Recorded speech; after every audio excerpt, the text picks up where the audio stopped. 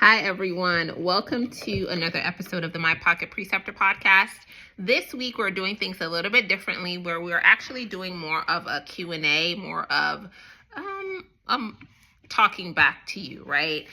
Usually it's more in the form of an interview, but I think it's important for us to get some real perspective on what your first year will look like as a nurse, not only interviewing nurses and getting their perspectives, but it's very important for us to see the literature, for me to explain to you what it is that you're going to be experiencing in your first year as a nurse and walking you through that process. Again, if you have not subscribed to My Pocket Preceptor, please go ahead and subscribe, like, and set the notification so you can see when we go live. Tonight, we are going to be talking about what happens when you have arrived, right? You've become a nurse, you've passed your NCLEX exam, whether that is the licensed practical nursing NCLEX or that is the registered nursing NCLEX, you are a nurse.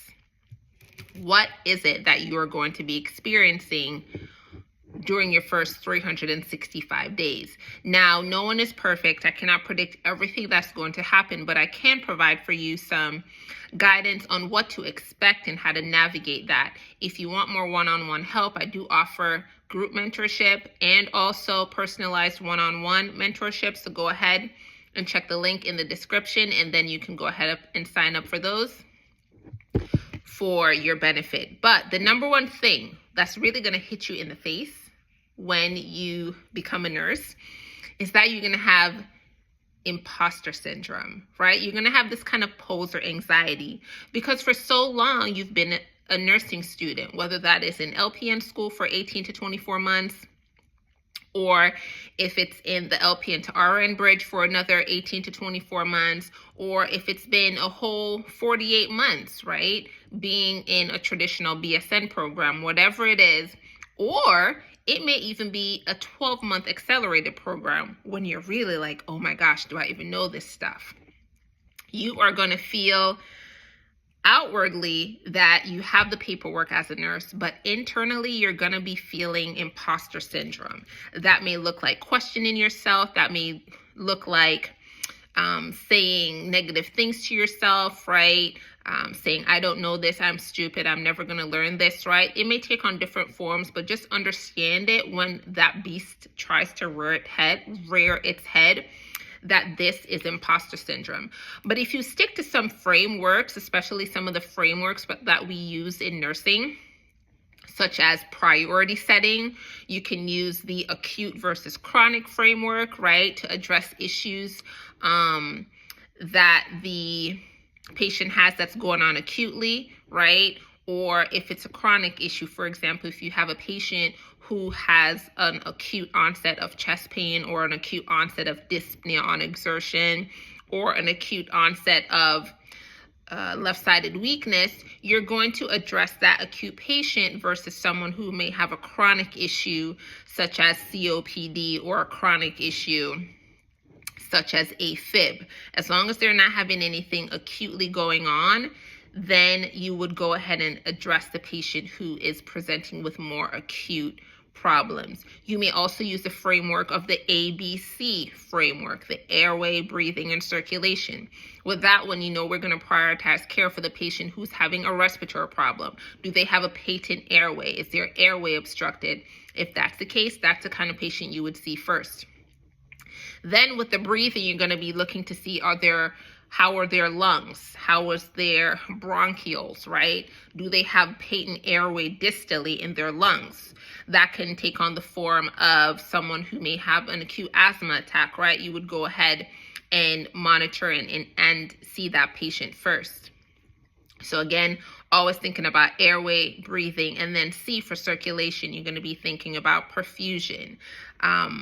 It goes hand in hand with oxygenation with the airway and breathing, but in the form of circulation, it may be checking to see if they have, how's their blood pressure. So if you have a patient who is having an acute breathing issue versus a patient who's having more of a circulation problem, a circulatory problem, you're going to go ahead and see the patient with the airway distress first. So again, use these basic safety tools in order to guide your practice, and then always ask for help. Always ask for help. You're going to know that you're going to always apply oxygen. If you are an LPN, make sure that you notify the RN, right? If you're in a setting that there's only one RN, then you're going to have to follow the policy and procedures of that particular institution that you are. But go ahead and learn the policies for the institution that you are working with.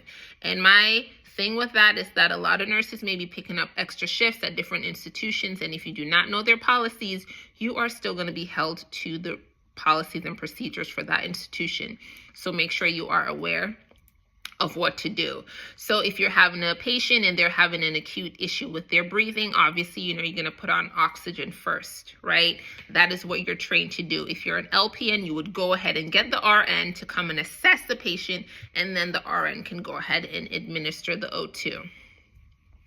So it is important to understand that you're going to have a lot more knowledge than you feel like. At times, you're going to feel like you don't know anything, but go ahead and ask a lot of questions. We've all felt this way. The number one thing for you to realize is that we've all been there. I've been there. I've felt, oh my gosh, especially when I transitioned from being a registered nurse to a nurse practitioner, I had to think differently. Transitioning from an LPN to an RN, you're going to have to think differently. So in every area that you've matriculated up in your level of education, it's going to come with a different way of thinking, and it's going to be different than what you're used to. So be encouraged that you are not the only one going through this, but you will need guidance and mentorship. So that's why I've created a program for new to practice nurses who really want to learn in a group style setting. We offer group coaching. And if you feel like you really want one-on-one coaching, I'm here to work with you as well. It has been my pleasure to share with you this bit of information. Again, be encouraged and know that you are not alone. Know that you will work through this. You will work through this novice phase, and then you'll go to the beginner phase, and then you'll even get to the advanced beginner stage. Walk with me the next 365 days as I'm taking you through this process of what you'll experience as a new to practice nurse. Like and follow for more, and go ahead and click the subscription button. Thank you for watching. Have a good one.